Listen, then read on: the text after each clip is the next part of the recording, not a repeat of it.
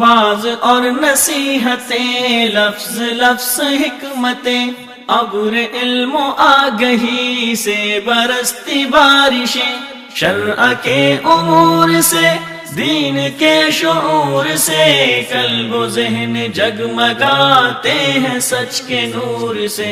خطبہ جمعۃ المبارک،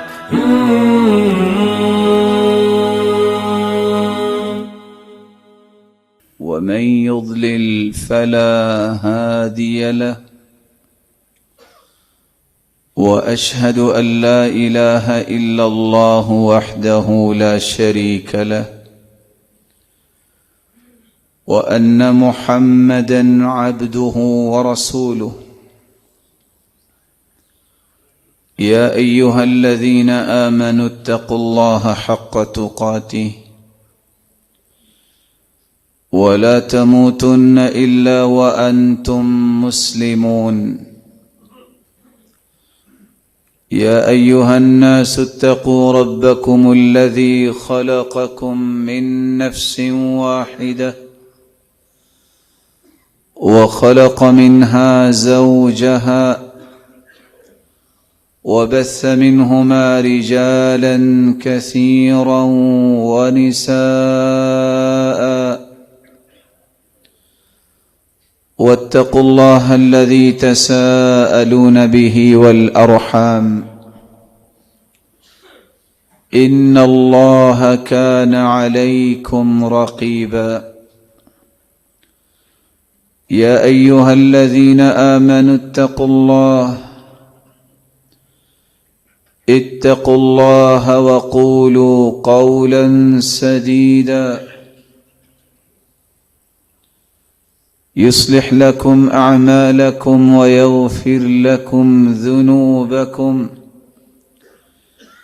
ومن يطع الله ورسوله فقد فاز فوزا عظيما۔ أما بعد، فأعوذ بالله من الشيطان الرجيم۔ وما كان لمؤمن ولا مؤمنة إذا قضى الله ورسوله أمرا أن يكون لهم الخيرة من أمرهم، ومن يعص الله ورسوله فقد ضل ضلالا مبينا۔ لائق ست تکریم سامعین مکرم،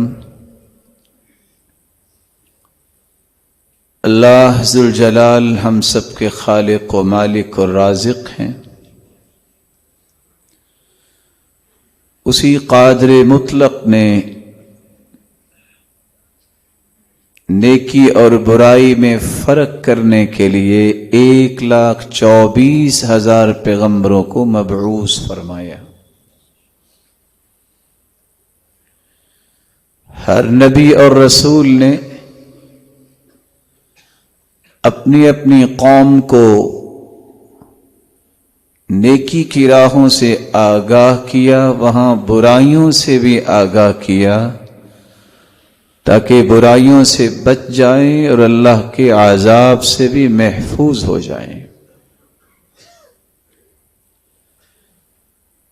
جس نے نیکی کی راہ کو اختیار کیا وہ حواری اور صحابی کے لقب سے ملقب ہوئے اور اللہ کے برگزیدہ لوگوں کی صف میں شامل ہوئے۔ ان کو دنیا کے لیے مثالی شخصیات قرار دیا گیا، اور جنہوں نے معصیت کا راستہ اختیار کیا، ایک تو ان کے اوپر دنیا تنگ کر دی گئی، اور پھر دنیا والوں کے لیے انہیں عبرت بھی بنا دیا گیا۔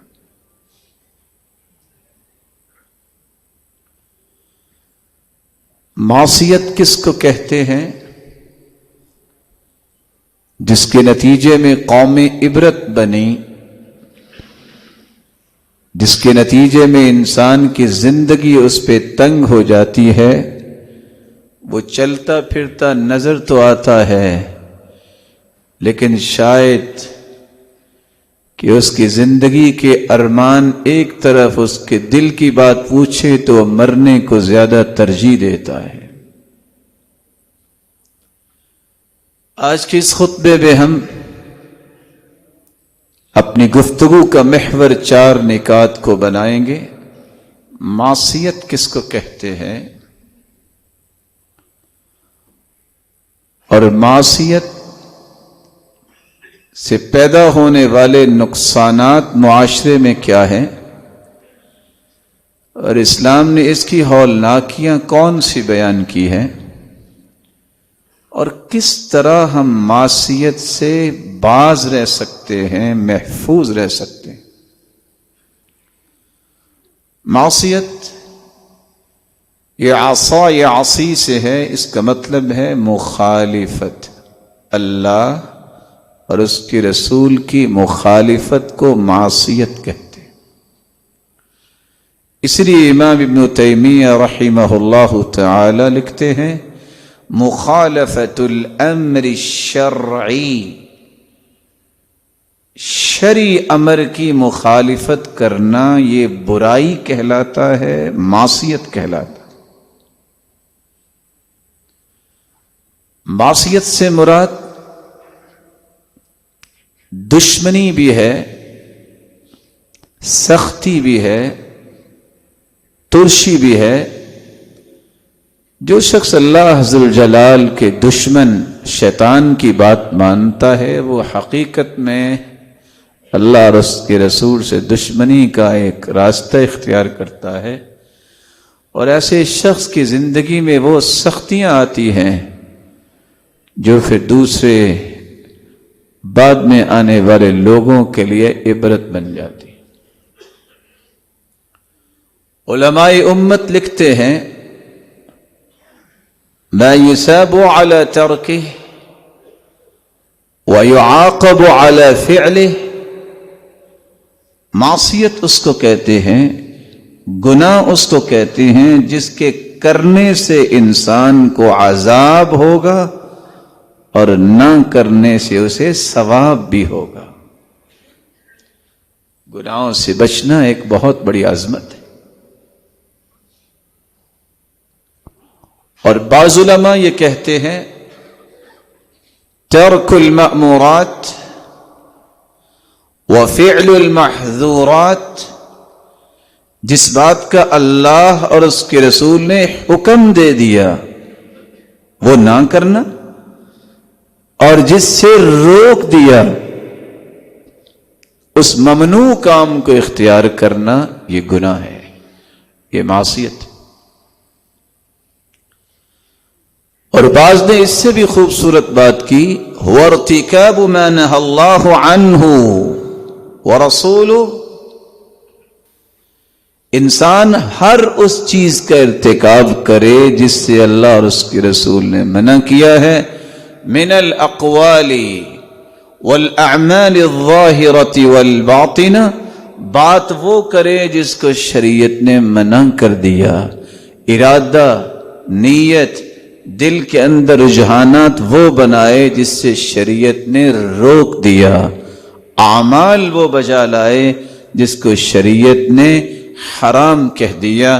کل ما حرمہ وقبحہ وقرحہ الشرع، جس کو شریعت نے حرام کہہ دیا، جس کو ناپسند کہہ دیا، اور جس کی قباحتوں کو بیان کر دیا، ایسے کسی کام کو اختیار کرنا وہ گناہ ہے، معصیت ہے۔ اللہ ذوالجلال ہم سب کی حفاظت فرمائے۔ اس پوری بحث سے پہلے ایک بات دل میں بٹھا کے اگلی بات سنیے گا۔ جب تک میرے رب کی رحمت نہ ہو کوئی انسان گناہوں سے نہیں بچ سکتا، کسی کی کوئی طاقت نہیں ہے، کسی کا کوئی علم و فن اور معرفت ایسی نہیں ہے کہ وہ اپنی طاقت، اپنے علم، اپنی صلاحیت سے بچ سکے۔ اگر وہ محفوظ رہ سکتا ہے تو کس کی رحمت سے؟ اللہ کی رحمت۔ جو چیز بڑی ہوتی ہے اس کے نام بھی مختلف ہوتے ہیں. اب شیر ہے، جہاں اسے اسد کہتے ہیں اس کے 70 نام اور ہیں جو شیر کا معنی ہی دیتے ہیں، اس کی طاقت کو واضح کرنے کا.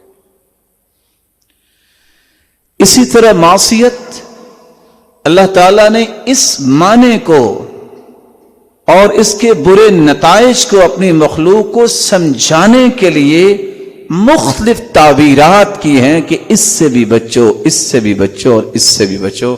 اللہ عز و جلال نے معصیت کا لفظ بھی استعمال کیا ہے گناہ پر، اور ذنب کا لفظ بھی استعمال کیا ہے گناہ پر.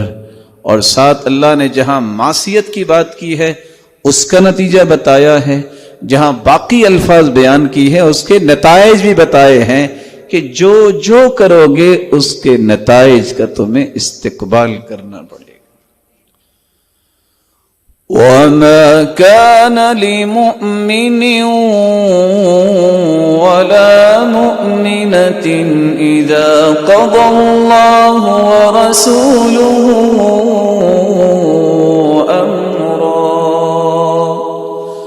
أَن يَكُونَ لَهُمُ الْخِيَرَةُ مِنْ أَمْرِهِمْ وَمَن يَعْصِ اللَّهَ وَرَسُولَهُ فَقَدْ ضَلَّ ضَلَالًا مُبِينًا. ایمان کا دعویٰ ہے تو پھر یاد رکھو، نہ کسی مومن مرد کے شان کے لائق ہے، نہ کسی مومنہ عورت کے لائق ہے کہ جب فیصلہ اللہ کی طرف سے آئے جس کو قرآن کہتے ہیں، جب فیصلہ اس کے رسول کی طرف سے آئے جس کو حدیث کہتے ہیں، پھر وہ اپنی مرضی نہ کرے. یہ مرضی کرنا اللہ اور اس کے رسول کے فرامین کے مقابلے میں یہ معصیت ہے. ساتھ ہی اللہ عز و جلال نے اس کا نتیجہ بیان کر دیا. اگر تم اپنی منمانی کرو گے نا، کہو گے کہ میرا تو تجربہ بڑا ہے، میں تو بڑا ذہین فطین ہوں، میں تو بڑا جینیس انسان ہوں، میں بھی کوئی غلط کہہ سکتا ہوں، میری تو طاقت اور پاور بہت ہے، میرے پاس تو ڈگریاں بہت ہیں. دنیا جہان کی ڈگریاں بھی تم جمع کر لو تو یہ ساری کی ساری قرآن اور حدیث کے سامنے باطل ہیں، کی کوئی حیثیت نہیں. تم نے اگر منمانی کی اللہ اور اس کے رسول کی بات کے بعد تو نتیجہ کیا ہے؟ وَمَن يَعْصِ اللَّهَ وَرَسُولَهُ فَقَدْ ضَلَّ ضَلَالًا مُبِينًا. اس سے بڑھ کے کوئی شخص دنیا میں تیرے سوا کوئی گمراہ نہیں ہوگا. تم اس دن سے یقین کر لو کہ میں صراط مستقیم کو چھوڑ چکا ہوں، ڈی ٹریک ہو گیا ہوں، اب مجھے واپس آنا ہے، توبہ کرنی ہے، تب میں سیدھے راستے پہ آؤں گا. وگرنہ آپ اس روڈ کو چھوڑ چکے ہیں جو اللہ کی رضا اور جنت کو جاتی ہے. آپ کو واپس آنے کے لیے اللہ عز و جلال سے توبہ کرنی ہوگی. آسان طریقہ ہے، اچھا وضو کیجئے، 2 رکعتیں پڑھ کے توبہ کیجئے کہ آئندہ نہیں ہوگا دوبارہ صراط مستقیم پہ گامزن ہو جائیں. اللہ عز و جلال نے اس گناہ کے لیے ذنب کا لفظ بھی استعمال کیا اور اس کا نتیجہ بھی بتا کیا. فَكُلًّا أَخَذْنَا بِذَنبِهِ فَمِنْهُمْ مَنْ أَرْسَلْنَا عَلَيْهِ حَاصِبًا وَمِنْهُمْ مَنْ أَخَذَتْهُ الصَّيْحَةُ وَمِنْهُمْ مَنْ خَسَفْنَا بِهِ الْأَرْضَ وَمِنْهُمْ مَنْ أَغْرَقْنَا وَمَا كَانَ اللَّهُ لِيَظْلِمَهُمْ وَلَكِنْ كَانُوا أَنفُسَهُمْ يَظْلِمُونَ. فَكُلًّا أَخَذْنَا بِذَنبِهِ. یہاں بھی اللہ عز و جلال نے نافرمانی کے لیے ذم کا لفظ استعمال کیا. ہم نے جتنے بھی پہلے لوگ گزرے ہیں ان کی پکڑ گناہ کی وجہ سے کی. کیسے پکڑ کی؟ فَمِنْهُمْ مَنْ أَرْسَلْنَا عَلَيْهِ حَاصِبًا، ایسی پکڑ کی کہ ان پہ پتھروں کی بارش کر دی. اللہ ذو الجلال ہی جانتے ہیں. سچی بات یہ ہے کہ آج کالا بادل نظر آئے تو خوف شروع ہو جاتا ہے. اللہ کے رسول صلی اللہ علیہ وسلم کا بھی یہی حال تھا. جب آندھی آتی یا بادل آتے تو کبھی آپ صلی اللہ علیہ وسلم حجرہ مبارکہ کے اندر جاتے، کبھی باہر. سیدہ عائشہ فرماتی اللہ کی رسول کیا ہوا؟ تو آپ فرماتے جو قومیں گزری تھی نا وہ بھی خوش ہوتے تھے شاید بارش آنی ہے، لیکن ان پہ عذاب آتا تھا. وَمِنْهُمْ مَنْ أَخَذَتْهُ الصَّيْحَةُ، کچھ ایسے بھی تھے جو اپنی طاقت پہ ناز کرنے والے. جَابُوا الصَّخْرَ بِالْوَادِ، کھجور کے تنے جتنے ان کے قد تھے، اور کیسی کیسی طاقت تھی ان کے اندر. کس طرح وہ پہاڑوں کو کریت کے اپنے گھر بناتے، اور کس طرح وہ پاؤں مارتے سمجھتے کہ زمین کے اندر چلا جائے گا. اللہ عز و جلال نے ان کے گناہ کی وجہ سے انہوں نے رب کو نہیں مانا. نتیجتاً کیا ہوا؟ فرشتے نے ایک چیخ لگائی ہے، سب کے کلیجے پھٹ گئے. ہوا کو بھیجا، ارسلنا علیہم ریحا صرصرا، ہاتھوں میں ہاتھ ڈال کے کھڑے ہو گیا کہ ہوا کیسے اندر تک جائے گی. اس ہوا نے ان کو پہاڑوں کے ساتھ مار مار کے کأنہم اعجاز نخل خاویہ، اس طرح وہ میتیں پڑی تھی جیسے کھجور کے تنے پڑے ہوتے.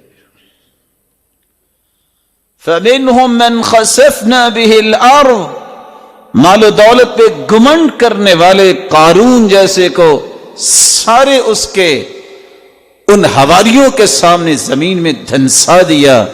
کوئی چھڑانے کے لیے آیا ہی نہیں ہے. گناہ کیا تھا؟ وہ ناز کر بیٹھا کہ یہ پیسہ میں نے کمایا ہے اپنی صلاحیت سے. انما اوتیتہ علی علم عندی، یہ میرا لینتھ ایکسپیرینس کا نتیجہ ہے. اس نے یہ نہیں کہا کہ میرے رب نے دیا ہے. فَمِنْهُمْ مَنْ أَغْرَقْنَا، فرعون جیسے اپنے رب کو اپنے آپ کو انا ربکم الاعلی کہنے والے کو اللہ نے پانی میں ڈبو کے مار دیا. اور دنیا دیکھ رہی تھی. یہ ہے جو اپنے آپ کو رب کہتا تھا. ساتھ ہی اللہ جلال نے ایک سٹیٹمنٹ جاری کی. اس قصہ آپ نے سن لیا ہے. وَمَا كَانَ اللَّهُ لِيَظْلِمَهُمْ، ان میں سے کسی پہ بھی اللہ نے ظلم نہیں کیا، انہوں نے اپنی جان پہ ظلم کیا، اس کا نتیجہ پا لیا. ذنب کے بارے میں اللہ عز و جلال نے گناہ کے بارے میں خطیئہ کا لفظ بھی استعمال کیا اور اس کا نتیجہ بھی بیان کیا. قالوا یا ابانا استغفر لنا ذنوبنا انا كنا خاطئین. یوسف کے بیٹوں کو جب سمجھ آئی سگا بھائی، ساتھ کھیلنے والا، ماں باپ کا خون، ہمارا خون، حسد کی بیماری آئی جس کے نتیجے میں کنویں میں گرا دیا، کس طرح اس کا حال کیا ہوگا. اللہ نے جب اسے تخت پہ بٹھا دیا، جب سمجھ آ گئی کہ ہم نے یہ گناہ کیا ہے، تو پھر باپ سے گزارش کی. کیا گزارش کی؟ اللہ سے ہمارے گناہ کی معافی آپ بھی مانگیں. ہم اقرار کرتے ہیں کہ ہم سے یہ خطیئہ، یہ گناہ ہوا ہے. حالانکہ اس سے پہلے وہ کہہ رہے تھے یہ اکیلے بنیامین نے چوری نہیں کی، اس سے پہلے اس کے بھائی نے بھی چوری کی تھی. اور یوسف دیکھ رہے تھے، سن رہے تھے. کس کمال کا اللہ تعالیٰ نے یوسف کو دل دیا. کتنا بڑا پہاڑ تھا وہ دل کہ اس نے برداشت کیسے کیا، اس قدر مضبوطی. فَلَمْ يُبْدِهَا لَهُمْ فَأَسَرَّهَا يُوسُفُ فِي نَفْسِهِ، دل میں سوچ رہے تھے مجھے کہہ رہے ہیں، لیکن اظہار بھی نہیں کیا کہ کیا کہہ رہے ہو. صرف اتنا پوچھا ہے هل علمتم ما فعلتم بيوسف، فعل اور عمل میں فرق ہے. عمل کہتے ہیں قصدن کرنے سے، فعل کہتے ہیں قصد سے، اور بغیر قصد سے جو ہو جائے اس کو فعل کہتے ہیں. یہاں عمل کا لفظ بھی نہیں بولا. فَأَسَرَّهَا يُوسُفُ فِي نَفْسِهِ، دل میں بھی چھپایا. ان سے صرف اتنا پوچھا. شاید آپ کو پتہ نہیں چلا ہوگا، آپ کو یاد ہے آپ نے یوسف کے ساتھ کیا کیا؟ فٹ ان کو خیال آیا یہ کہانی تو یا ہم جانتے تھے یا تو ہمارا مالک جانتا ہے، اس کو کیسے پتا چلا؟ فٹ سے سوال کرتے ہیں اِنَّكَ لَأَنْتَ یوسف، آپ کہیں یوسف تو نہیں ہیں؟ پھر بھی وہاں فوراً جلادوں کو حکم نہیں دیا کہ ان کو لٹاؤ اور لاؤ کوڑا، ان کو سمجھ آ جائے کہ انہوں نے میرے ساتھ کیا ہے. کیا جواب دیا؟ قال انا يوسف وهذا اخي قد من الله علينا انه من يتق ويصبر فإن الله لا يضيع أجر المحسنين. جی ہاں میں یوسف ہوں اور یہ بنیامین میرا بھائی ہے. ساتھ کیا کہا؟ اللہ کا احسان ہوا ہے کہ نقصان نہیں ہوا، میں بھی بچ گیا ہوں، آپ بھی بچ گئے. آپ پہ بھی اللہ کا عذاب بھی نازل ہوا اور میں بھی کنویں سے باہر آ گیا ہوں. اور ساتھ یہ بھی بتاؤں کہ یہ انعام اللہ نے کیسے کیا ہے. جب بندے کے اندر تقوی آ جاتا ہے، جب اس کے اندر صبر کی ہمت آ جاتی ہے، پھر اللہ اسے کبھی بھی دنیا میں ضائع نہیں ہونے دیتا. پھر اللہ خود اس کی نگرانی کرتے ہیں، پھر اللہ اس کے خود بہانے بنواتے ہیں. خواب آئی اللہ کی طرف سے آئی، پیاس لگی گزرنے والوں کو. کس طرح عزیز مصر اس سے پہلے تو خواہش نہیں اس نے کی، اور اس نے کہا کہ چلو اس کو اپنے گھر میں رکھ لیتے ہیں. یہاں ایک اور راز چھپا ہوا بھی سمجھیے. کچھ لوگ پریشان ہو جاتے ہیں، بس جی میرے قریبی جو ہے نا رشتہ دار اور فلاں، انہوں نے تو یہ کر دیا وہ کر دیا. یہ دنیا میں ہوتا ہی ایسے ہے. بھائی کہتے تھے اقتلوا یوسف. کون تھے؟ بھائی. اور جو بیگانی عورت اور مرد ہے وہ کیا کہہ رہے ہیں؟ اکرمی مثواہ، اس کو عزت کی جگہ پہ رکھیں. الاقارب العقارب، قریبی بس اوقات بچھو بن جاتے ہیں، لیکن کبھی بھی آپ اپنی انسانیت کو، نیکی کو نہ چھوڑیے. اللہ ذوالجلال ایک موقع لائیں گے کہ ان بچھو بنے ہوں کے ڈنگ بھی نکلیں گے اور وہ تمہارے تابع دار بن جائیں گے. صرف کچھ وقت انتظار کرنا پڑے گا، اور اس وقت اعتماد بھی اللہ پہ کیجئے گا. 11 بھائی لے کے نکلے تھے یوسف کو، کہتے تھے انا لہ لحافظون، ابا جان اس کی ہم حفاظت کریں گے. 11 کے 11 اپنے بات پہ پکے نہیں رہے، حفاظت نہیں کر سکے. ایک طرف اللہ ذوالجلال کے پیغمبر نے کہا تھا واللہ خیر حافظا، اچھا بیٹو لے جاؤ لیکن حفاظت میرا رب کرے گا. ایک طرف 11 بیٹے گبرو جوان ہیں، کڑیل جوان، وہ حفاظت نہیں کر سکے. ایک طرف وہ یقین ہے نبی کے سینے میں جس نے کہا واللہ خیر حافظا، میرا رب جو ہے جس کی حفاظت کرتا ہے اسے کچھ نہیں ہوتا. یہ یقین پیدا کیجیے. اللہ نے اس گناہ کے لیے سیئہ کا لفظ بھی استعمال کیا ہے. وَأَقِمِ الصَّلَاةَ طَرَفَيِ النَّهَارِ وَزُلَفًا مِّنَ اللَّيْلِ إِنَّ الْحَسَنَاتِ يُذْهِبْنَ السَّيِّئَاتِ ذَلِكَ ذِكْرَى لِلذَّاكِرِينَ. وَأَقِمِ الصَّلَاةَ طَرَفَيِ النَّهَارِ وَزُلَفًا مِّنَ اللَّيْلِ، صبح اور شام نماز کو قائم کرو. ہوگا کیا؟ وہ گناہ جو تم کر چکے ہو، ان الحسنات، یہ نماز دنیا جہان کی توحید کے بعد سب سے بڑی نیکی ہے. جو بندہ نماز کا پابند ہے نا، اللہ تعالیٰ اسے گرنے نہیں دیتے. نماز ہر اس پریشانی کا علاج ہے جس کا حل انسانی ہاتھوں میں نہیں ہے، جس کا حل انسانی ہاتھوں میں نہیں ہے، وہ حل اللہ نے نماز میں رکھ دیا ہے۔ میں نے بولا کیا کہا ہے؟ اب سورج گرہن ہو، چاند گرہن ہو، انسانی ہاتھوں میں کوئی حل ہے اس کا؟ فَافْزَعُوا إِلَى الصَّلَاةِ، اس کو بھی ٹھیک کرنا چاہتے ہو نا سورج اور چاند کو، تمہاری زندگی کو تہوالہ کر دیا جاتا ہے جب سورج گرہن لگتا ہے اندھیرا چھا جاتا ہے، چاند ہو گرہن تو اندھیرا تو چھا جاتا ہے، کس طرح خوفناک کیفیت ہوتی ہے۔ فرمایا فَافْزَعُوا إِلَى الصَّلَاةِ، فوراً نماز کے لیے کھڑے ہو جایا کرو۔ یہ نماز ہی ایسی نعمت ہے جو ہر طریقوں کو روشنی میں بدل دیتی ہے، وہاں سورج گرہن بھی ختم ہو جاتا ہے، چاند گرہن بھی ختم ہو جاتا ہے، تو جو آسمانی آفتوں کو بھی دور کر سکتی ہے نماز، وہ دنیا کی آفتوں کو کیوں نہیں دور کر سکتی؟ ان الحسنات یذہبن السیئات ذالک ذکری للذاکرین۔ لیکن یاد رکھنا یہ نصیحت ان کے لیے ہے جو نصیحت لیتا ہے۔ ایک بات سمجھانے کے لیے، یہ 5 وقت میں اللہ تعالیٰ کیوں کہتے ہیں آجو ذرا صف بناؤ نا؟ کبھی آپ نے دیکھا ہے کہ 4 سے 6 گھنٹے کی فلائٹ جب لینڈ کرتی ہے تو فوراً 1 سے 2 سے 4 سے 10 لوگ گھوم رہے ہوتے ہیں، کوئی دیکھ رہا ہوتا ہے ٹارچ کے ساتھ اس کے پروں میں کوئی مسئلہ تو نہیں ہے، کوئی ٹائروں کو دیکھ رہا ہوتا ہے، وائے؟ اس نے دوبارہ اڑان بھرنی ہے۔ اللہ ذوالجلال، انسان سو گیا، سارے کے سارے آرگنز اس کے آف ہو چکے ہیں، صبح اٹھا ہے تو سب سے پہلے اس کو اپنے سامنے کھڑا کر کے چیک کرتے ہیں، کہاں کوئی کمزوری ہے تو اللہ اس کو ٹائٹ کرواتے ہیں، پھر اس نے زور تک کام کرنا ہے، پھر اس کو لاتے ہیں ادھر آؤ ورکشاپ میں آؤ، پھر اس کو ٹھیک کر کے عصر تک پھر اس کو کہتے ہیں کرو کام جو کرنا ہے، عصر کو پھر بلا لیتے ہیں۔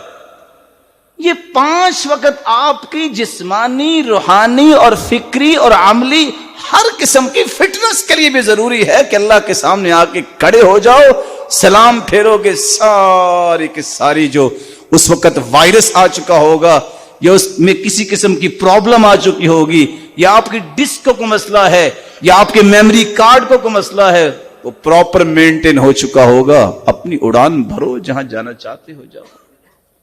کاش کسی کی سمجھ آ جائے۔ رحم اللہ، اللہ کی قسم، جس بندے کو نماز میں لذت آتی ہے اس بندے جیسی لذت دنیا کے کسی کھانے میں کبھی دیکھی نہیں جا سکتی۔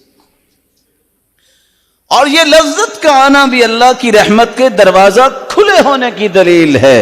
تفقدوا فی الثلاثہ، فی الذکر وتلاوۃ القرآن والصلاۃ، نماز پڑھتے وقت، قرآن پڑھتے وقت، ذکر کرتے وقت لذت محسوس کرو۔ اگر لذت آتی ہے، جی چاہتا ہے بس پڑھتے ہی جاؤ، جی چاہتا ہے بس ذکر کرتے ہی جاؤ، سرور بڑھتے ہی جاتا ہے۔ کبھی کبھی آپ نے دیکھا نا، سخت گرمی ہو، پیاس لگی ہو تو آپ چند گھونٹ بھی ڈالتے ہیں تو جدھر جدھر پانی جا رہا ہوتا ہے پتہ بھی چل رہا ہوتا ہے کدھر جا رہا ہے۔ بعض اوقات انسان ذکر کرتا ہے، سچی بات ہے، سر کی چوٹی سے لے کے پاؤں تک پتہ چل رہا ہوتا ہے، سر درد بھی ختم ہو گئی، ریلیکس ہو گیا، اچھا کچھ تھا ہی نہیں۔ کب؟ جب یقین آ جائے گا۔ اللہ یہ یقین مجھے اور آپ کو نصیب فرمائے۔ اللہ ذوالجلال نے حوب کا لفظ بھی استعمال کیا گناہ کے لیے۔ وَآتُوا الْيَتَامَى أَمْوَالَهُمْ وَلَا تَتَبَدَّلُوا الْخَبِيثَ بِالطَّيِّبِ وَلَا تَأْكُلُوا أَمْوَالَهُمْ إِلَىٰ أَمْوَالِكُمْ إِنَّهُ كَانَ حُوبًا کبیرا۔ مسلمانوں تمہیں حکم یہ ہے، یتیموں کا جو مال ہوتا ہے وہ نہ سمجھ ہوتے ہیں، یتیم مسکین، مت اتنی چلاکی دکھاؤ، یہ مکاری مت دکھاؤ، اس کو کیا سمجھے، میرا تو ریونیو آفیسر سے بڑا رابطہ ہے، چلو تم یہ حصہ لے لو اور یہ مجھے لینے دو، چلو آپ ایسا کرو نا، یہ اماؤنٹ مجھے دو نا، میں آپ کے لیے کاروبار کرتا ہوں۔ جو اپنی پسند ہوئی رکھ لی، جو ناپسند آئی اس کو دے دی. لا تتبدل الخبیث بالطیب، یہ مت کرو کہ اچھی اچھی چیزیں اپنے پاس رکھو اور ان کو کمزور سمجھتے ہوئے وہ چیزیں ان کو دو جو تمہیں رکھنا پسند نہیں ہے. اور اپنے مالوں کو اور ان کے مالوں کو مکس اپ بھی نہ کرو، ان کا ایک ایک پائی کا حساب انہیں چکاؤ. اگر تم نے یہ مکس کر لیا کہ کوئی بات نہیں، کون پوچھنے والا ہے، تیرا رب دیکھنے والا بھی ہے اور پوچھنے والا بھی ہے، اور تم گناہ کر رہے ہو، اس گناہ کی وجہ سے ہوگا کیا؟ دو نتیجے نکلیں گے. الذين يأكلون أموال اليتامى ظلما إنما يأكلون في بطونهم نارا وسيصلون سعيرا. جو یتیموں کا مال کھاتے ہیں، بلا شبہ جب مال آئے تو کھانے کو بھی جی چاہتا ہے. بڑے بڑے ہوٹلز میں کھانے بھی لوگ کھانے جاتے ہیں اور طرح طرح کی فرمائشیں ہو رہی ہوتی ہیں. دو 5-5 10 منٹ یہ فیصلہ ہی نہیں ہوتا کہ اچھا آرڈر کیا لکھوائیں. غریب آدمی کو یہ ہوتا ہے کچھ چیز ہے لاؤ فارغ ہو جائیں. یہ 10 منٹ بیچارہ سوچتے رہتا ہے یہ تو ابھی کل کھایا تھا، اب کوئی نئی ایٹم ہونی چاہیے. قرآن یہ کہتا ہے آج تم چھوٹے چھوٹے ٹکڑے بنا کے کیا کچھ کھاتے ہو، ایک وقت آنے والا ہے یہ بھی تم پیٹ میں آگ کے انگارے ڈال رہے ہو، جس کو تم آج نگٹس بھی کہہ دیتے ہو کہ یہ بون لیس فش ہے، اگر حرام کے تو یہ اصل میں آگ کے انگارے ہیں. اور انتظار کرو، اگر توبہ نہ کی تو ایک دن تم خود بھی آگ کا انگارہ بننے والے ہو. اللہ ذوالجلال نے گناہ کو فساد بھی کہہ دیا، کیونکہ اصل دنیا کے ہر فساد کی جڑ جو ہے وہ گناہ ہے. انما جزاء الذین یحاربون اللہ ورسولہ ویسعون فی الارض فسادا أن يقتلوا أو يصلبوا أو تقطع أيديهم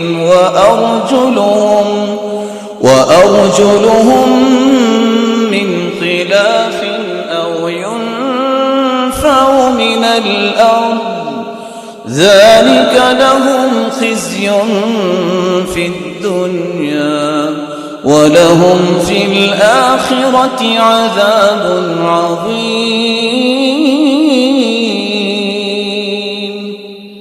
انما جزاء الذين يحاربون الله ورسوله، جو اللہ اور اس کے رسول کی محاربت کرتے ہیں زمین کے اندر اور گناہ کرتے ہیں. اللہ نے یہاں فساد گناہ کے معنی میں استعمال فرمایا. نتیجہ کیا نکلتا ہے؟ یا تو قتل کر دیے جاتے ہیں، کسی کو پھانسی پہ لٹکایا جاتا ہے، کسی کو پولیس مقابلے میں چھلنی کر دیا جاتا ہے، کسی کو غائب کر دیا جاتا ہے. کیوں؟ اس نے مخالفت کی. یقتلوا یصلبوا، پھانسی پہ لٹکا دیا. تقطع ایدیہم وارجلہم من خلاف، دایاں ہاتھ بایاں قدم نہیں باز آیا، بایاں ہاتھ بھی دایاں قدم، یا اس کو ملک بدر کر دیا جاتا. کس وجہ سے؟ اس گناہ کی وجہ. یتیموں کا مال ہو یا فساد ہو، نتائج بہت برے ہیں. من عاش بالمکر مات بالفقر. میں ان ذہین لوگوں سے مخاطب ہوں جہاں تک میری آواز جائے، جو لوگ اپنی ذہانت کے بلبوتے پہ کہتے ہیں میں مکاری کر لوں کسی کو پتہ نہیں چلتا. المکر والخداع فی النار، دھوکہ دینا، مکاری کرنا یہ جہنم کا باعث ہے. اور صحابی کہتے تھے لولا انی سمعت رسول اللہ صلی اللہ علیہ وسلم، اگر میں نے یہ حدیث نہ سنی ہوتی، اسلام کی نعمت نہ قبول کی ہوتی، لکنت من امکر الناس، مجھ سے بڑا کوئی چلاک نہیں تھا، میں نے حدیث سن لی ہے، میں نے چلاکیاں چھوڑ دی ہیں. من عاش بالمکر مات بالفقر، جو مکاری کے ساتھ زندہ رہتا ہے مرنے سے پہلے ایمانی طور پہ بھی فقیر ہو جاتا ہے، اور مالی طور پہ بھی، جسمانی طور پہ بھی، اور محبتی طور پہ بھی فقیر ہو جاتا ہے. اس کے ساتھ کوئی نہیں کھڑا ہوتا. قرآن مجید میں اللہ عز وجل نے گناہ کے لیے لفظ اسم میں استعمال کیا ہے. قل انما حرم ربي الفواحش ما ظهر منها وما بطن والإثم والبغي بغير الحق وأن تشركوا بالله ما لم ينزل به سلطانا وأن تقولوا على الله ما لا تعلمون. آج لوگ پوچھتے ہیں کس نے منع کیا ہے، اور نہیں یہ پرانی باتیں تھی، دقیانوسی باتیں تھی پردے کی، یہ کوئی گناہ نہیں ہے، یہ تو مولویوں نے ایسے بنا رکھا. انما حرم ربی الفواحش، کہہ دیجئے میرے رب نے اس کو حرام قرار دیا ہے. فحاشی اور یعنی ما ظہر منها وما بطن، ظاہر ہو یا چھپی ہوئی ہو، والاسم گناہ کو، والبغی بغاوت کو، وان تشرکوا باللہ تم اللہ کے ساتھ کسی کو شریک بناتے ہو، دلیل کوئی نہیں ہے تمہارے پاس. ومن يدعو مع اللہ الہا آخر لا برہان لہ، بھی قرآن نے کہہ دیا ہے جو اللہ کے سوا کسی کی عبادت کرتا ہے اس کے پاس دلیل نام کی کوئی چیز نہیں ہے. وَأَن تَقُولُوا عَلَى اللَّهِ مَا لَا تَعْلَمُونَ، گناہوں سے یہ بھی بہت بڑا گناہ ہے کہ تم اللہ پہ جھوٹ باندھو، کہو اللہ نے کہا ہے اور قرآن میں آیا ہی نہ ہو. اللہ ذوالجلال نے عتوب کا لفظ بھی استعمال کیا، اور عتوب سرکشی. بعض لوگوں کے اندر بڑی صلاحیت ہوتی ہے اور بڑی خیر بھی ہوتی ہے، لیکن ایک بات پہ وہ اڑ جاتے ہیں، نہیں یہ نہیں ہو سکتا. کیوں نہیں ہو سکتا؟ مزاج ہے. ان مزاجوں کو تو بہتر کرنے کے لیے اسلام آیا تھا. اگر مزاج اپنی جگہ پہ رہنے ہیں تو اسلام نے فلیکسیبلٹی جو دی ہے وہ کہاں جائے گی؟ یہ مزاجی تو تھے جس کے بارے میں کہہ رہے ہیں صحابی کہ ہم کس طرح تھے، کس طرح عادات تھیں اور کس انداز سے زندگی گزار رہے تھے، ہمارے مزاجوں کو کس طرح اسلام نے خوبصورت بنایا ہے. فَلَمَّا عَتَوْا عَمَّا نُهُوا عَنْهُ قُلْنَا لَهُمْ قِرَدَةً خَاسِئِينَ.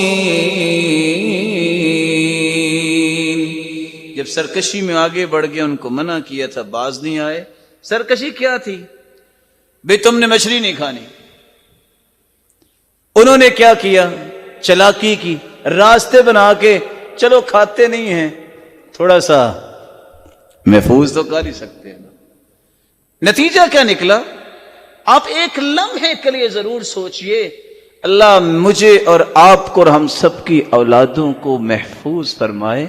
اگر کوئی بیٹھا چلتا پھرتا کو سویا بندر بن جائے، آپ دیکھ سکتے ہیں. قلنا لهم كونوا قردة خاسئين، ذلیل بھی ہو جاؤ اور بندر بن جاؤ، اور اللہ نے بنا دیا. اور حدیث یہ کہتی ہے ایک وقت آنے والا ہے لوگ لَيَبِيتَنَّ عَلَىٰ أَكْلٍ وَشُرْبٍ وَلَهْوٍ وَلَعِبٍ، کھانے بھی کھائیں گے، مشروبات بھی پئیں گے، کھیل کود کے سوئیں گے. کوئی آئے گا مانگنے والا، کہیں گے جاؤ بابا ابھی ٹائم نہیں ہے، تمہیں سمجھ نہیں آ رہی. تم شادی والے گھر میں وہ کیا کہتے ہیں، بیج کا جھگڑا ڈال کے آ گئے ہو، صبح آنا. صبح آئے گا فَيَجْعَلُهُمُ اللَّهُ قِرَدَةً وَخَنَازِيرَ، جب آ کے وہ وعدے کے مطابق پہنچے گا وہ سارے کے سارے خنزیر اور بندر بن چکے ہوں گے. کب؟ شربت الخمور، جب شرابیں پی جائیں گی. کب؟ اذا ظہرت القینات والمعازف، جب رقص کرنے والی رقاصیں آ جائیں گی اور طبلے اور باجے آ جائیں گے، جس کو آج پہلی صف میں بیٹھنے والا بھی، دوسری صف میں بیٹھنے والا بھی آج کہنا شروع ہو گیا، مختلف شہروں میں جا کے دیکھو، او بچے تھے جی، کیا کریں، خوشی کا موقع تھا، پیغمبر کی خوشی کا موقع دیکھو، کان اذا اتاہ امر یسر بہ خر ساجدا للہ، جب اللہ کے پیغمبر کو خوشی آتی وہ تو سجدے کرتے تھے۔ یہ عجیب خوشی ہے امتی کی کہ خوشی کے موقع پہ وہ رقص کرنا شروع ہو جاتا ہے، تالیاں بجاتی ہے امت رسول کی۔ یہ کون سی امت ہے؟ اور رقص کرتی ہیں بیٹیاں بطول کی، کون ہیں جن کا دعویٰ ہے کہ ہم جنت میں جائیں گے؟ اور حدیث کیا کہہ رہی ہے کہ دنیا کے اندر یہ اللہ بندر اور خنزیر بنا دیں گے۔ اللہ عز و جلال ہمیں محفوظ فرمائے۔ یہ وہ الفاظ تھے جو شریعت نے بیان کیے۔ میں اپنی بات کو مختصر کرنا چاہوں گا۔ اگر اس طرح کے گناہ ہوں تو پھر اس کا نتیجہ کیا نکلتا ہے؟ میں چند ایسے نتائج پیش کرتا ہوں جس کا میری اور آپ کی زندگی سے تعلق ہے۔ ویسے تو دنیا میں ہر فساد، ہر محرومی گناہ کا نتیجہ ہے۔ سب سے پہلے یہ شخص علم سے محروم ہو جاتا ہے، علم سے محروم ہو جاتا ہے۔ واتقوا اللہ ویعلمکم اللہ، اللہ سے تم ڈر جاؤ، اللہ تمہیں وہ سکھائیں گے جو کسی کو نہیں سکھایا۔ سکھاؤ، جتنی مرضی کوشش کر لو، سب سے بہترین کوشش کیا ہے؟ واتقوا اللہ، اللہ سے ڈر جاؤ، اللہ تمہیں علم سے مالا مال کر دیں گے۔ ان العبد اذا اذنب الذنب، جب بندہ گناہ کرتا ہے، فیحرم، وہ محروم کر دیا جاتا ہے کس بات سے؟ فینسى به بابا من العلم، ایک دروازہ اس کے سامنے علم کا بند کر دیا جاتا ہے۔ ہم کہتے ہیں بس یاد نہیں ہوتا، ہمیں ہر چیز یاد ہوتی ہے، ہمیں علم یاد نہیں ہوتا۔ آپ کسی سے پاس بیٹھ جائیں، آپ کو انگلیوں میں حساب کر کے دے دے گا۔ ان سے پوچھے کیا پڑھے ہیں، کہے گا میں نے اس وقت ماسٹر کر رہا ہوں، 500 ایڈیمز یاد کیے ہوں گے۔ نہیں یاد ہوتا، فاتح کا ترجمہ یاد نہیں ہوتا، علم یاد نہیں ہوگا۔ ينسى به بابا من العلم، یہ بات بھی عبداللہ بن مسعود کی روایت سے ہے، اور عبداللہ بن مسعود ہی کہا کرتے تھے کہ علم کے 7 دروازے ہیں۔ اگر 7 مرتبہ گناہ کیا تو دروازے تو بند ہو گئے نا، اب علم کہاں سے آئے گا؟ آئیے، جنہوں نے اس بات کا خیال کیا، امام شافعی رحمہ اللہ رحمۃ واسعہ، آج موطا امام مالک مدارس میں پڑھائی جاتی ہے، سال گزر جاتا ہے، کتاب جلدی ختم نہیں ہوتی، یہ امام شافعی نے صرف 9 دن میں یاد کر لی تھی۔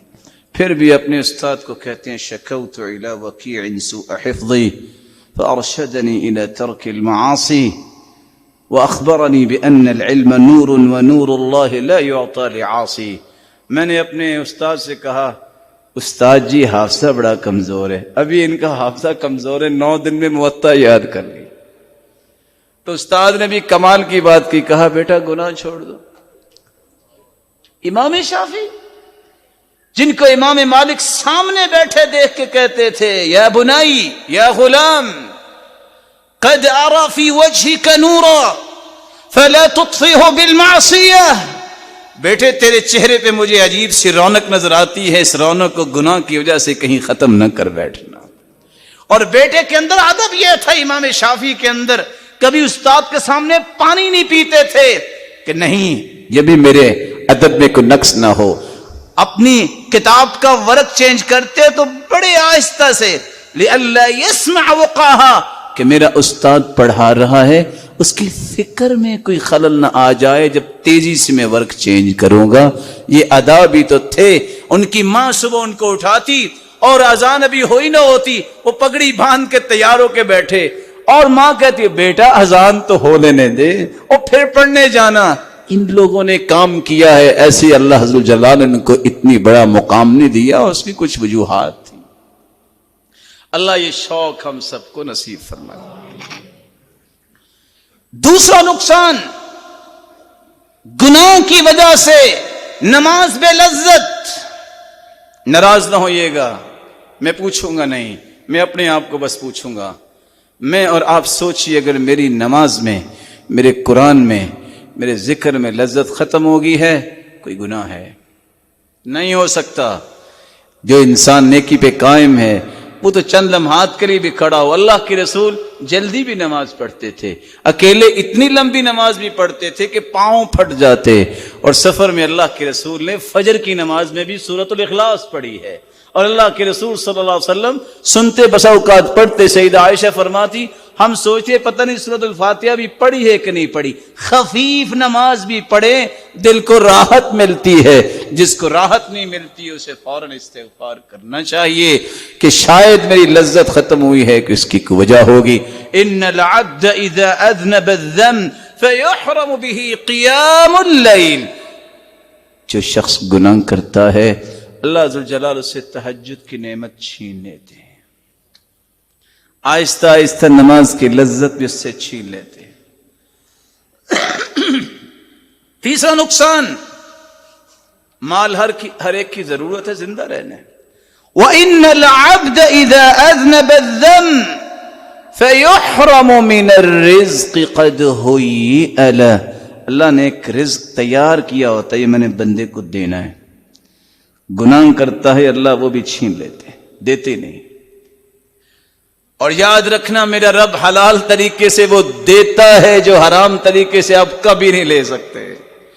سیدنا علی مسجد میں جانے لگے، گھوڑا پکڑایا ایک غلام کو، اچھا بھائی یہ ذرا پکڑ کے کھڑے ہو جاؤ میں نماز پڑھ کے آتا. اس نے مان لی بات. مسجد میں گئے، راستے میں سوچتے گئے کہ جب میں واپس آؤں گا تو میں اس کو 2 دینار دوں گا. کتنے دینار؟ نماز پڑھی، واپس آئے، دیکھا تو گھوڑا تو کھڑا ہے، اس کا سارا ساز و سامان غائب اور غلام بھی غائب. اسی طرح اس کے کان سے پکڑا اور لے گئے بازار میں. وہی سامان سامنے پڑا تھا. کہتے ہاں بھی کتنے کا دینا ہے؟ بات ہوئی 2 دینار کا. وہ 2 دینار کا خرید کے اس کے اوپر رکھا. کہتے دیکھو اچھا بھائی بتاؤ یہ کس نے آپ کو دیا؟ کہتے ایک آیا تھا غلام. اچھا کتنے کا دے کے گیا؟ کہتے 1 دینار کا. کہتے ہیں دیکھو بدقسمتی، میں نے 2 دینار حلال دینے کا وعدہ کیا تھا، حرام کی طرف میں گیا ہے تو ملا بھی 1 دینار اور ہے بھی حرام کا. میرا رب تمہیں کھجوروں کا ٹوکرا دینا چاہتا ہے، تم چند کھجوروں کے لیے اپنے آپ کو اللہ کے مجرم بنا بیٹھتے ہو. مجھے اور آپ کو سوچنا چاہیے اللہ نے جو حلال میں لذت رکھی ہے وہ حرام میں نہیں ہو سکتی، وہ سکون نہیں ہو سکتا. اس لیے چوتھا نقصان جو ہوتا ہے انسان کے سارے معاملات میں گڑبڑ آ جاتی ہے. سلف صالحین کہا کرتے تھے انی لعاصی اللہ وارا فی خلق جاریتی ودابتی. انی لعاصی اللہ وارا اثرہ فی اہلی ودابتی. گناہ مجھ سے ہوتا ہے، میں سواری پہ بیٹھتا ہوں وہ بھی اچھلنا شروع کر دیتی. گھر جاتا ہوں تو لونڈی بھی بدتمیزی کرنا شروع کر دیتی. کوئی اور معاملہ ہوتا ہے تو پتہ چلتا ہے بیوی کا بھی موڈ بنا ہوا ہے. وجہ کیا ہے؟ غلطی مجھ سے ہوتی ہے. یاد رکھنا اپنے بھائی کی بات کو، یہ سلف کی بات میں آپ کے سامنے پیش کر رہا ہوں. آپ کے گھروں میں اللہ کروڑ رحمتیں نازل فرمائے. جس گھر میں میاں بیوی کا کوئی مسئلہ بنتا ہے یا بیوی نے کوئی غلطی کی ہوگی یا خامن نے غلطی کی ہوگی. اس عورت جس کو آپ نے اللہ کی امانت سمجھ کے اپنے گھر میں لائے ہو، اس عورت کے ساتھ بیٹھنا، اس کے ساتھ اچھی زندگی گزارنے میں اگر آپ کو لذت محسوس نہیں ہوتی، حرام میں لذت محسوس ہوتی ہے، تو یہ اس حرام کی وجہ سے ہی اللہ نے اس حلال کی لذت کو ختم کر دیا. ایسے تو نہیں بیت اللہ میں جا کے سلف صالحین کہا کرتے اللہم املئ قلبی بحبک وحب نبیک، اور بعد میں کیا کہتے؟ بحبیہا، میرے دل میں صرف میری بیوی کی محبت ڈالنا. وافرغ قلبی بحب غیرہا، اللہ میرے دل میں کسی اور عورت کی محبت نہ ڈالنا. اور ساتھ یہ کہتے اللہم املأ قلبها بحبی وافرغ قلبها بحب غیری. اس کے دل میں بھی اللہ صرف میری محبت ڈالنا، کسی اور کی محبت نہ ڈالنا.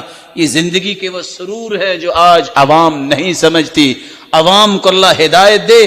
کس قدر یہ ظالم ہو گئے کہ 15 سے 10 سے 20 سے 50 روپے کے پیکج پہ اپنی پوری زندگی کو داؤ پہ لگا دیتے ہیں. کاش کسی کو سمجھ آئے ان باتوں پہ اگر موت آ جائے تو کیا بنے گا. اللہ ذوالجلال ہم سب کی حفاظت فرمائے. پانچواں نقصان اور زبردست نقصان، انسان کا جسم کھوکھلا ہو جاتا ہے کسی بھی گناہ کی وجہ سے. نظر آتا ہے بہت طاقتور ہے، موٹا تازہ ہے، لیکن صبح اٹھ کے 2.5 کلو کا بلینکٹ اٹھا کے مسجد تک نہیں جا سکتا. اس سے بڑی لاغری کیا ہے. اللہ ذوالجلال ہمیں معاف فرمائے. ان للسیئۃ سوادا فی الوجہ. عبداللہ ابن عباس کہا کرتے تھے گناہ کی وجہ سے چہرے سیاہ ہو جاتے ہیں، بیرون کے ہو جاتے ہیں. وظلمة فی القلب. دل میں ہر وقت قلق، اضطراب، ڈپریشن، ٹینس رہنا، چڑچڑاپن. کیا کریں؟ زندگی سے مایوس، سوسائڈ کرنے کے لیے تیار. کس وجہ سے ہے؟ گناہ کی وجہ سے. کبھی دیکھا ہے کسی عالم نے، کسی علم پڑھنے والے نے خودکشی کی ہو؟ 1400 سال کی تاریخ. اور میں یہ کہنا بھی پسند کروں گا، کسی دیندار کو کبھی موٹر وے پہ لیٹا دیکھا آپ نے کہ تم تنخواہ بڑھاؤ وگرنہ ہم احتجاج کریں گے؟ نہیں کریں گے. اس لیے وہ سمجھتے ہیں جس منہج پہ لگے ہیں یہ منہج کمیٹی ڈالنے کا، یہ کمیٹیاں جنت میں نکلنی ہے، ساری یہاں نہیں ملنی. یہ منہج ہی اور ہے. یہ وہ منہج ہے. 13 دن تک بسرا امام بخاری گئے، پتے کھا کے پڑھنے والے کی بخاری آج کوئی پڑھتا نہیں ہے، وہ عالم کہلوانے کے لائق نہیں ہوتا. یہ وہ منہج ہے جس میں امام شافعی کہا کرتے تھے احتجنا الی البصلہ فلم نجدها. بس اوقات کچا پیاز کھانے کے لیے بھی ہمیں نہیں ملتا تھا. یہ عبد المنان وزیر آبادی دور نہ جائیں، آج پاکستانی علماء کی سند وہاں تک جاتی ہے. یہ وہ منہج ہے جو پڑھنے گئے تو کہا روٹی نہیں ہے، کہتے پھر کیا ہوا؟ طالب علموں سے کہا بھائی ایک نیکی کرو، اپنے کھانے میں سے ایک لقمہ مجھے دے دیا کرو. ہر طالب علم ایک لقمہ. وہ سارے طالب علم ایک لقمہ دے دیتے، وہی اکٹھے کر کے کھا لیتے. آج محدث کا لقب پانے والے عبد المنان وزیر آبادی. جسم کے اندر لاغری، دل کے اندر تاریکی. وضعفا فی البدن. اللہ ذوالجلال ہمیں معاف فرمائے. وبغضة فی قلوب الخلق. دنیا کے دلوں میں بھی اس کے بارے میں نفرت پیدا ہو جاتی ہے. اور اس سے بڑی نفرت کیا ہے کہ انسان گناہ کی وجہ سے ملعون بن جاتا ہے، پھٹکار پڑ جاتی ہے، دھتکارا جاتا ہے، اللہ کی رحمت سے دور ہو جاتا ہے. لعن اللہ آکل الربا. سود کھانے والے پہ لعنت، پھٹکار آ گئی. وموکلہ. سود کھلانے والے پہ لعنت، یہ دھتکارا گیا ہے. وہ کاتبہ، ڈرافٹنگ کرنے والے پر. وہ شاہدائی، ایز اے وٹنس 2 لوگ جو پیش ہوتے ہیں، وہ فیہ سوا. اور گناہ میں سب برابر ہیں. لعن اللہ الواشمات والمستوشمات والنامصات والمتنمصات المتفلجات المغیرات خلق اللہ. تھریڈنگ کروانے والی عورتیں سمجھتی ہوں گی بہت اچھی لگ رہی ہیں، ملعون ہے. پلکنگ کروانے والی ملعون ہے، اللہ کی رحمت سے دھتکاری ہوئی ہے، پھٹکار ہے. اور وہ جو اپنے جسم پر رنگ بھرواتی ہیں اور جو نقلی وگز اور بال لگواتی ہیں.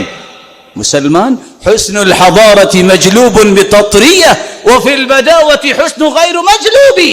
جس کو اپنے حسن پہ ناز ہوتا ہے، جس کو اپنے حسن پہ یقین ہوتا ہے، وہ اس طرح کے کاموں پہ جاتا نہیں ہے. ہمیشہ اس کو پریشانی ہوتی ہے جس کو شک ہوتا ہے میں خوبصورت ہوں کہ نہیں ہوں. میرے رب نے جس طرح بنایا ہے اس سے بڑا خوبصورت کو بنا سکتا ہی نہیں. میرے رب نے مجھے بنایا، یہ میرے رب کی تخلیق ہے. میری بناوٹ جو ہے میرے رب کی تخلیق سے اچھی ہو سکتی ہے؟ نہیں ہو سکتی. رسول اللہ صلی اللہ علیہ وسلم نے فرمایا لعن اللہ الخمر وشربها وبائعها وساقيها. لعنت ہے شراب پر، پینے والے پر، پلانے والے پر، بیچنے والے پر، خریدنے والے پر. دھتکار ہے، پھٹکار ہے. کیسے اس کے چہرے پہ رعنائی نظر آئے گی؟ اس پہ اللہ ذوالجلال کی طرف سے تو لعنت پڑ گئی. اور رسول اللہ صلی اللہ علیہ وسلم کا فرمان سنیے. صحابی کو کہتے ہیں میرے صحابی 5 باتیں میں اللہ سے پناہ مانگتا ہوں تمہاری زندگی میں نہ آئے. اللہ کے رسول کون سی 5 چیزیں؟ لم تظهر الفاحشة في قوم قط حتى يعلنوا بها إلا فشى فيهم الطاعون والأوجاع التي لم تكن مضت في أسلافهم الذين مضوا. جس قوم کے اندر فحاشی عریانی عام ہو جائے، یعلنوا بها، کیا ہوگا؟ طاعون کی بیماری، بھوک ایسی آئے گی جو پچھلی قوموں کے اندر نہیں تھی. وَلَمْ يَمْنَعُوا زَكَاةَ أَمْوَالِهِمْ إِلَّا مُنِعُوا الْقَطْرَ مِنَ السَّمَاءِ وَلَوْلَا الْبَهَائِمْ لَمْ تُمْطَرُوا. جو زکوٰۃ نہیں دیں گے اللہ اس پہ 36 ٹیکس لگوائیں گے جب تک یہ سیدھے راستے پہ نہیں آ جاتے. زکوٰۃ نہیں دیں گے، بارشیں ہوں گی، یا تو اللہ بارشیں ویسے ہی بند کر دیں گے. اگر جانور نہ ہوتے تو اللہ بارش کا قطرہ بھی زمین پہ نہ اتارتا. بارشیں اتریں گی ان جانوروں کی وجہ سے، لیکن انسانوں کے لیے بس اوقات تو نقصان کا باعث ہوں گے. یہ سیلاب، یہ فیضانات کس بات کی دلیل ہیں؟ گناہ ہے، لوگ زکوٰۃ نہیں دیتے. 10 سال ریاست مدینہ میں اللہ کے رسول نے 86 جنگیں لڑی، ایک بندے سے بھی ٹیکس نہیں لیا، زکوٰۃ لی ہے. جنگیں ایسے نہیں لڑی جاتی پاور کے ساتھ، اس کے ساتھ پیسہ بھی چاہیے ہوتا ہے. کیسے 86 جنگیں لڑی؟ 2 سال سیدنا ابو بکر، 10 سال عمر، 12 سال سیدنا عثمان، 4 سال سیدنا علی، 6 مہینے سیدنا حسن، 19 سال سیدنا معاویہ. چلتے چلتے عمر بن خطاب کے زمانے تک صرف زکوٰۃ کے نظام کو مضبوط کیا تھا. مال اتنا تھا مسجد کے صحن میں رکھ دیا جاتا، بھی جس کی ضرورت ہے لے جاؤ، لوگ لے بھی جاتے پھر بھی بچ جاتا. رپورٹ آئی فقیروں کو دے دو، کہ دے دیا. مسکینوں کو دو، دے دیا. قرضے لوگوں کے اتارو، اتر گئے ہیں. اچھا جاؤ اعلان کر دو کسی کی شادی ہونے والی، ہم شادی بھی کر دیتے ہیں. کہا جی وہ بھی ہو گیا، پھر بھی بچ گیا ہے. کہا بیت المال میں باقی جمع کروا دو اور کچھ مال کا اناج خرید کے پہاڑوں کی چوٹیوں پہ بکھیر دو. عمر بن عبدالعزیز اس بات کو بھی پسند نہیں کرتا کہ اس کی سلطنت سے کوئی پرندہ بھی بھوکا گزر جائے. وہ اترے، اپنی بھوک پوری کرے، دور کرے اور دوبارہ سے اڑان بھرے. وَلَمْ يَمْنَعُوا زَكَاةَ أَمْوَالِهِمْ. جس قوم کے اندر زکوٰۃ نہیں ہے اس قوم کے اندر قحط سالی آتی ہے. وَلَمْ يَنْقُصُوا الْمِكْيَالَ وَالْمِيزَانَ إِلَّا أُخِذُوا بِالسِّنِينَ وَجَوْرِ السُّلْطَانِ. جس قوم کے پیمانے غلط ہو جائیں، لینے کا پیمانہ اور دینے کا پیمانہ اور، پیمائش بھی غلط اور وزن بھی غلط. 3 نقصان ہوتے ہیں جو دنیا میں الا اخذوا بالسنین، قحط سالی، وجور السلطان، اور بادشاہ ظالم، وشدت المؤونہ، اور زندگی چلانا مشکل ہو جاتی ہے. یہ اللہ کے پیغمبر نے فرمایا ہے پیمانے درست کرو. پھر فرمایا وَمَا لَمْ تَحْكُمْ أَئِمَّتُهُمْ بِكِتَابِ اللَّهِ إِلَّا سَلَّطَ اللَّهُ عَلَيْهِمْ عَدُوَّهُمْ. جس قوم کے اندر اللہ کی کتاب کے مطابق فیصلے نہ ہوں دشمن اس پہ مسلط ہو جاتا ہے. اور دوسری روایت کے الفاظ، 5ویں بات، وَمَا عَطَّلُوا كِتَابَ اللَّهِ وَسُنَّةَ رَسُولِهِ إِلَّا جَعَلَ اللَّهُ بَأْسَهُمْ بَيْنَهُمْ. جس معاشرے کے اندر کتاب و سنت کو معطل کر دیا جائے، کہتے ہیں ضرورت نہیں ہے، معطل کتاب اللہ و سنت رسولی، اس قوم کے اندر خانہ جنگی ہو جاتی ہے. اللہ ذوالجلال ہم سب کو محفوظ فرمائے اور گناہوں سے بھی بچائے اور اس کے نتائج سے بھی بچائے. وآخر دعوانا الحمدللہ رب العالمین.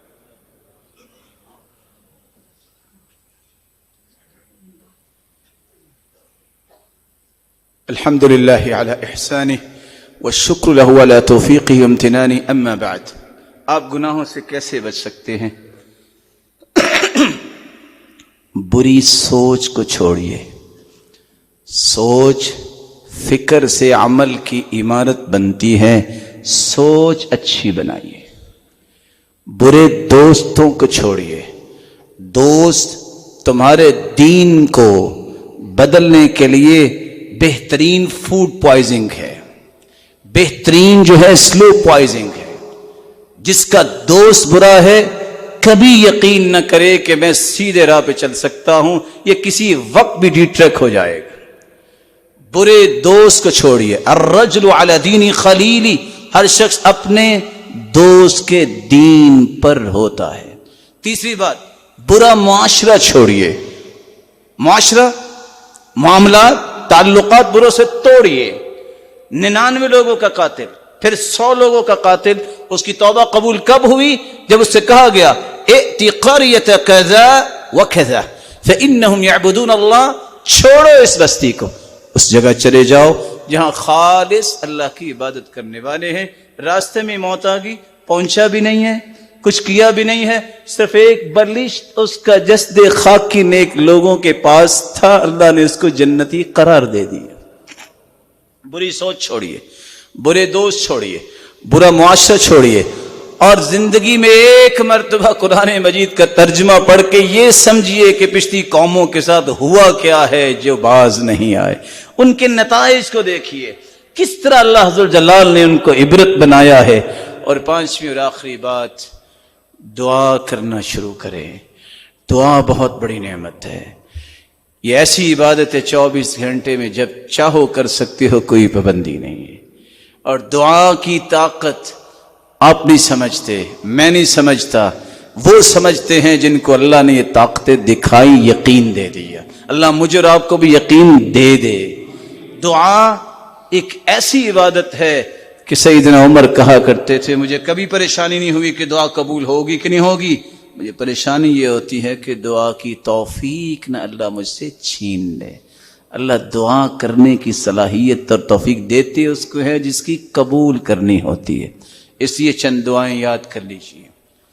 رسول اللہ صلی اللہ علیہ وسلم یہ دعا کیا کرتے، اللہم اغفر لی ذنبی ما قدمت وما اخرت وما اسررت وما اعلنت. اللہ جو میں نے پہلے کیے گناہ، جو میں نے چھپ کر کیے، میں نے ظاہر کیے، اللہ میں سارے گناہوں کی توبہ کرتا ہوں. وانت اعلم به منی، انت المقدم وانت المؤخر. اللہ تو جانتا ہے، میرے اسرار کو بھی تو جانتا ہے، میرے ظاہر کو بھی تو جانتا ہے، میرے سارے گناہوں کو معاف فرما.